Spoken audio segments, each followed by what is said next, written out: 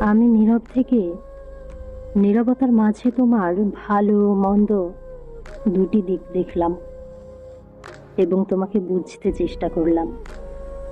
শেষ পর্যন্ত বুঝেই ফিরলাম। কিন্তু তুমি আমায় বুঝতে চেয়ে একের পর এক পরীক্ষা নিতে নিতে আমাকে একটা প্রশ্নপত্রই বানিয়ে ফেলেছ। এর ভেতরে তুমি না আমাকে দেখতে পারলে না বুঝতে পারলে, শুধু তোমার সাজানো প্রশ্ন অনুযায়ী উত্তর মিলিয়ে গেলে। সে উত্তর অনুযায়ী আমাকে নিজের মতো করে চিনে নিলে আর বুঝেও নিলে। একবারও ভাবলে না সেগুলো তোমার সৃষ্টি। এর মাঝে আমি কোথায়? আমি আমার আত্মবিশ্বাসের নিকট জয়ী হয়েই ফিরলাম। আজও বলছি, আমি ভুল করিনি।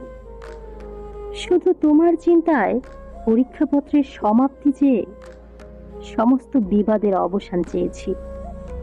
এর বেশি কিছু নয় এই দূরত্বের কারণ।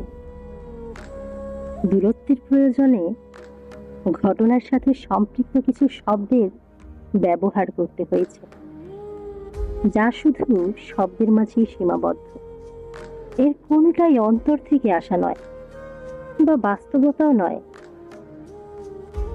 কিছু সম্পর্ক দূরত্বেই সুন্দর, কিছু ভালোবাসা দূরত্বেই জীবন্ত।